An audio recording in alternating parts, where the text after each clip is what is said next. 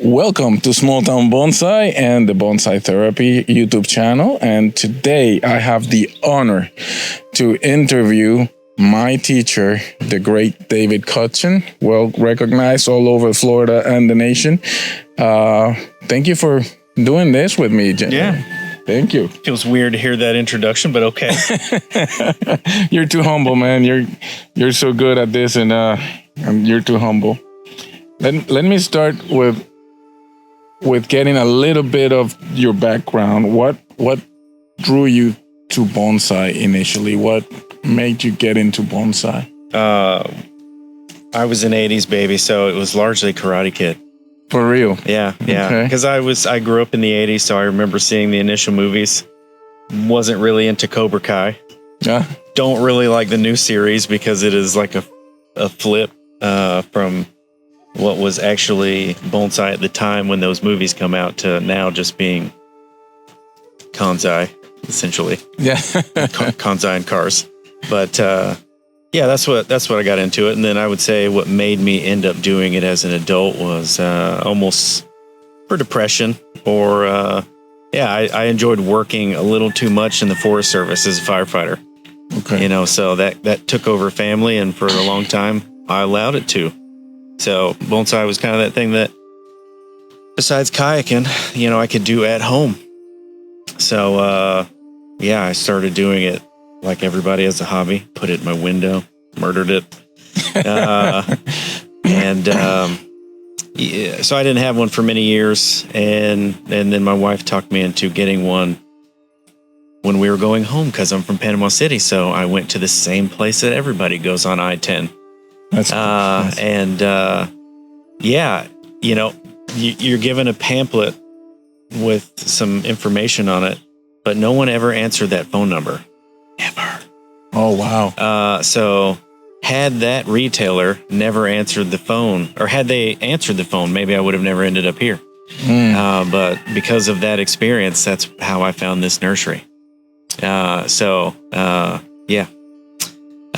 You can say Kansai now. You'll hear me say it a lot. But it's just more of like how a tree is done. But realistically, it's most people's first tree. Yeah. So it started with Karate Kid, went right to a Kansai just like everybody else. And then... So let's define that word Kansai, because a lot of people are probably going to hear that for the first time. Kansai, Malzai, Buksai. For what I would immediately say that is like it's like a small juniper that they put in a bright glazed pot. The pot is the eye candy. It's not what junipers would go in typically. Even in an avant-garde way, the color would be muted. It wouldn't be like a blue glossy thing. Mm-hmm. You can break that down even further. But yeah, it's just a cookie cutter tree. 20 on the bench, they're all identical. Kansai, Okay. And that's not to be confused with someone who practices a certain type, like a traditional, neo-traditional thing where they look similar in shape. I'm talking about like 20 completely replicated junipers on a table. Mm-hmm. I'm not talking about like maybe they're triangular, maybe they're all round. I'm not making that distinction because that would be like an artist attack. So let's be clear when we say cookie cutter. Yeah. Every two are alike. So, Kansai. Yeah. And a lot of times, unfortunately, people get those trees without getting the information. And without that information, that tree's going to die. No doubt. All of those can end up being cool trees and trees that work well. Mm-hmm. We have a few of those Mother's Day azaleas that people often get, that people will bring here half dead. They'll think it died. They never come back. Sometimes they just abandon the thing here. Mm-hmm. And some of those have developed into some pretty legit azaleas. But it's getting out of that shipping soil, whatever it may be. Right. That's usually what's going to make or break the thing. Yeah.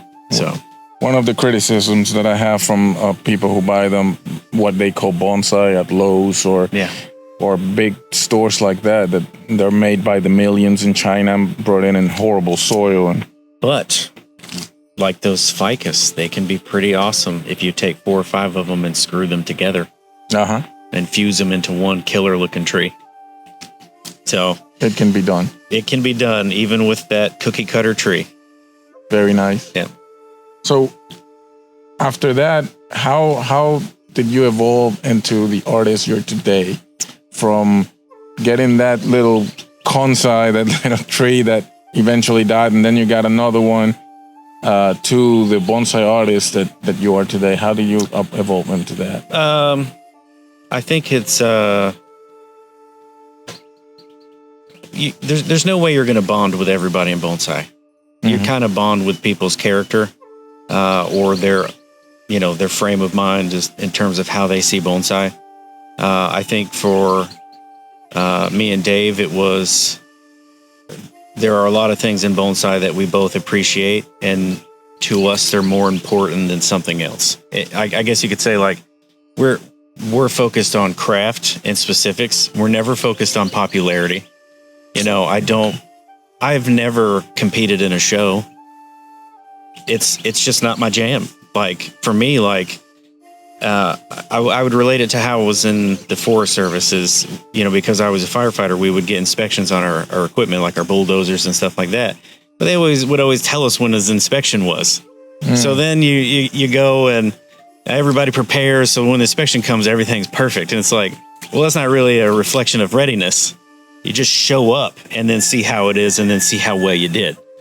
So for me, like, a show can be an amazing, inspiring experience, but what I get out of a person, I just don't, I want it to be a certain way. I want to see it throughout its normal life, not what I made it ready for you to see.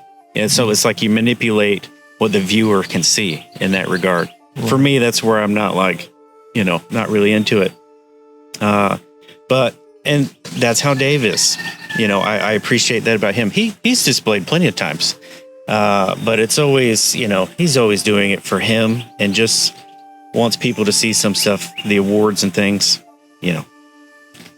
It's obviously an honor, but it's not like a thing. So our characters matched up in that regard, and how we saw bonsai. Craft, not glory.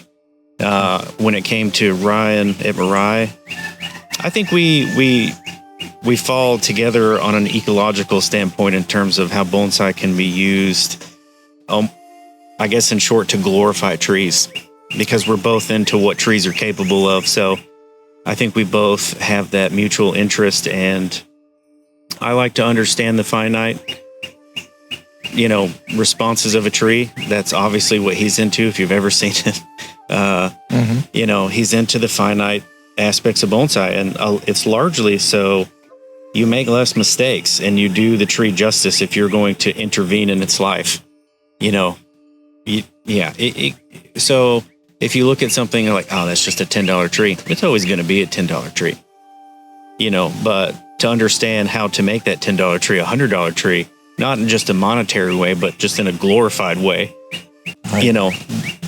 I think we enjoy that about each other, and we both try to think of the most natural transition to bonsai that can take place for that to happen. So in the same way as Dave, there's that character matchup, and Ryan sees it all as art, especially once it gets to the display. The use of containers, just the open-mindedness. One is when Dave and Linda got together in 82 or 81, I was born in 82. I could literally be his son. Yeah. Ryan is, I think, 11 months older than me. So it's very much like a father-son thing and a brother-to-brother thing, even though both are my mentors and teachers. It's the character matchup. So my jump in bonsai, my whatever you want to call it, has just come from, finding the people that I match with. I can learn something from anybody, but you can't deeply connect with people like everybody, know. So yeah, I think that is the broader point is I've only got where I'm at because I was standing on shoulders of someone else that lifted me up. That's always like that for pretty much everything. Yeah. I mean, they've never had to communicate to me what their expectations were, because I did the homework to know what they were before I showed up. So I came respecting what they were doing and open-minded to be wrong. And if you can do, you can't lead if you can't follow. So I have no problem following, and I have no problem leading. But the worst thing you can do is admit that you can do everything perfectly well. So Awesome. that's one way to go somewhere, is to believe that you could fail at any moment. Yeah, that is true. But that's the excitement part, unless the tree dies. Yeah. Well, going back to the to what this channel pretty much is all about is the bonsai therapy. You did mention that bonsai was therapy for you sometimes. Yeah. So tell me a little bit more about that. Well,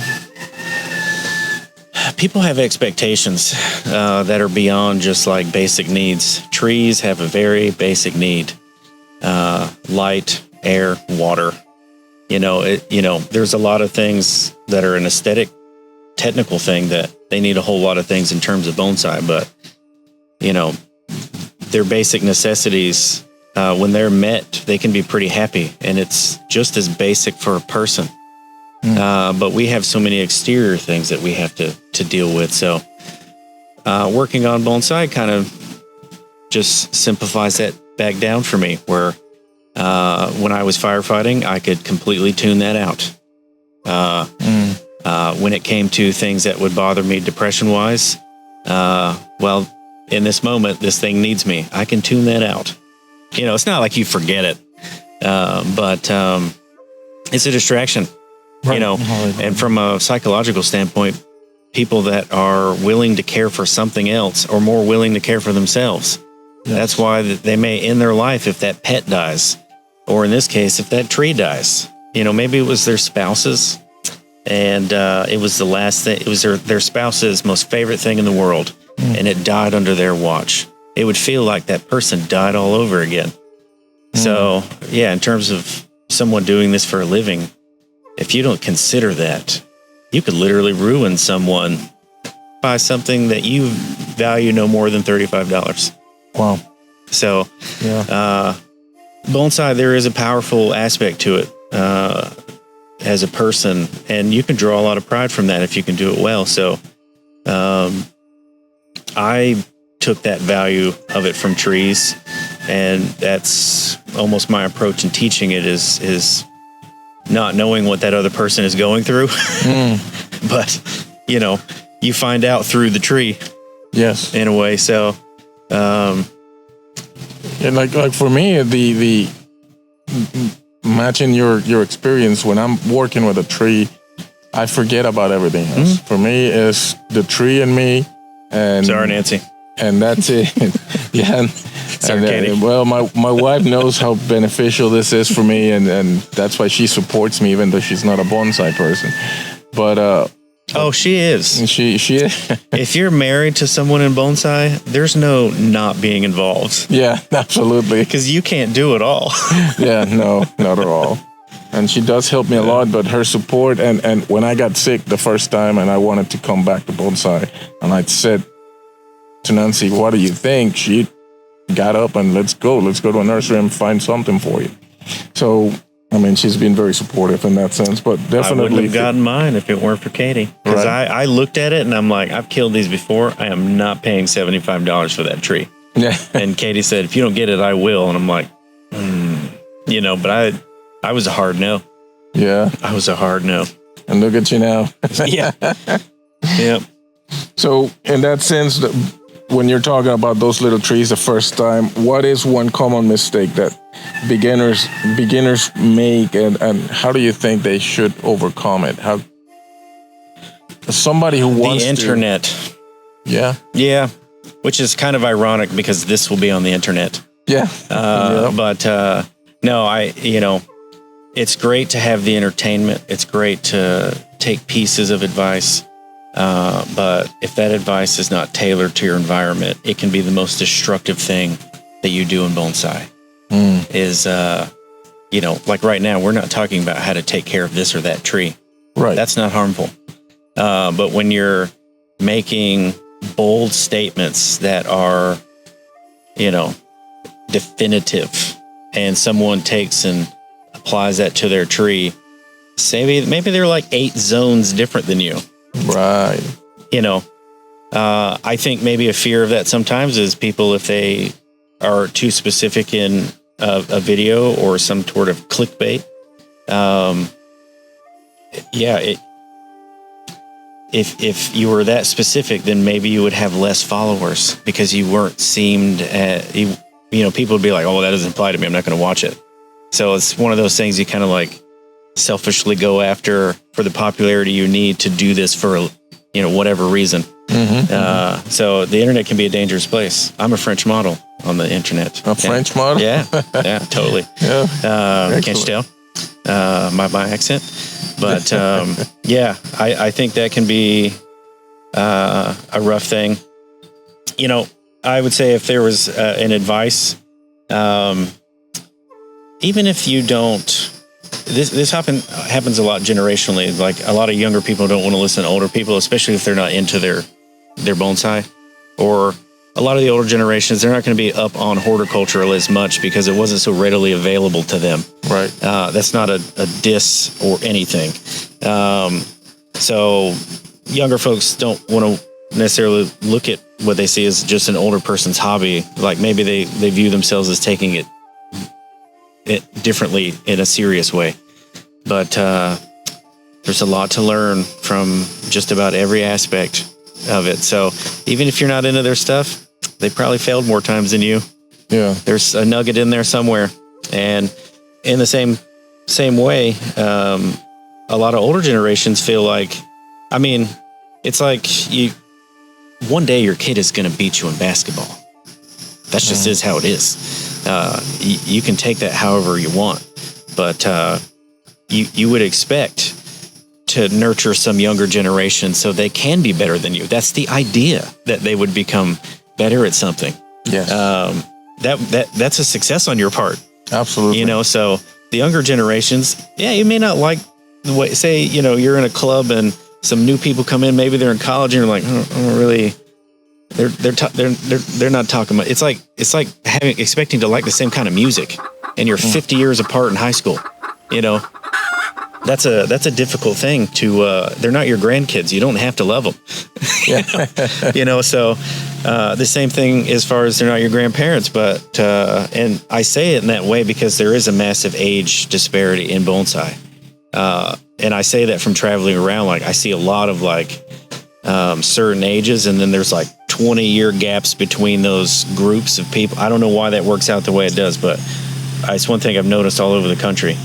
But yeah, if those two things came together, man, bonsai would be accepted by everybody. Absolutely. So that would be my advice. I'm pretty sure we're still on the same question, but there's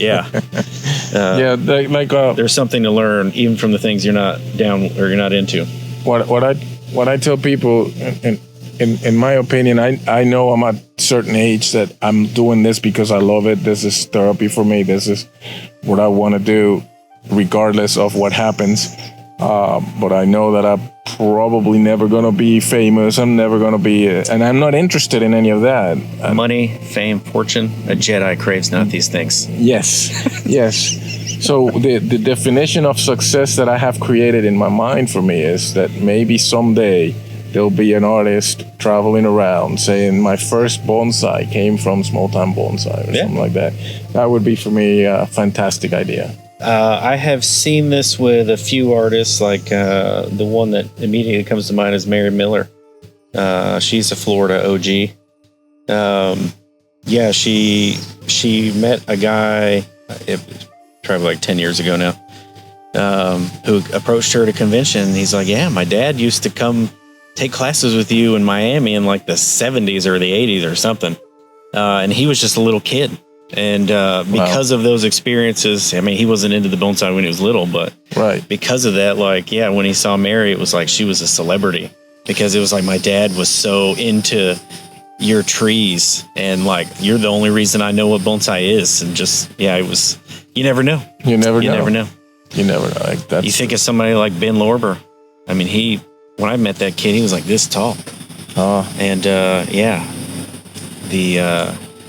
imagine the artist that he'll see again in 20 years and be like, I saw you when I was 10. Yeah.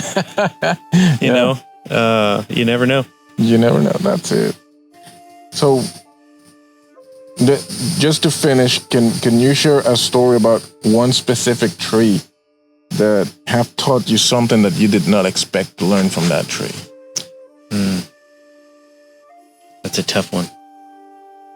Is it something that I gained horticulturally or something I gained artistically? It could be either one.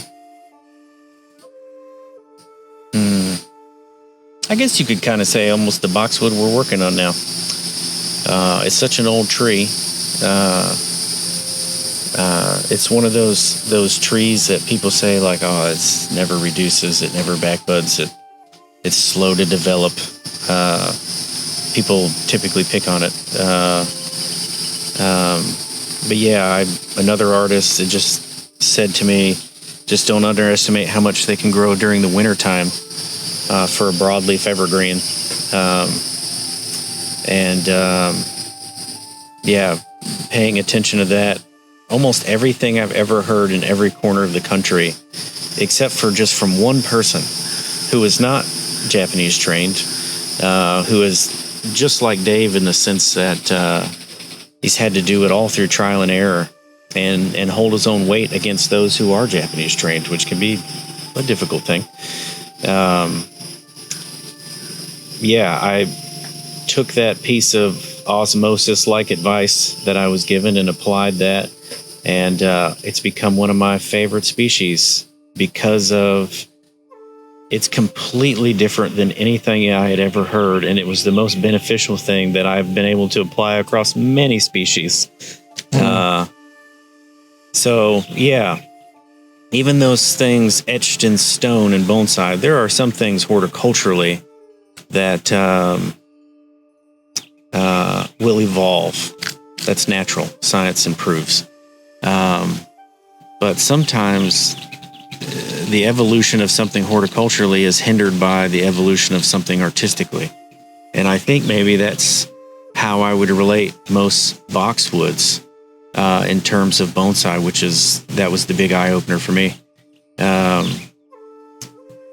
that'd probably say what I've gained from that species has related to more other temperate or just broadleafs in general than probably anything else I've ever had to deal with.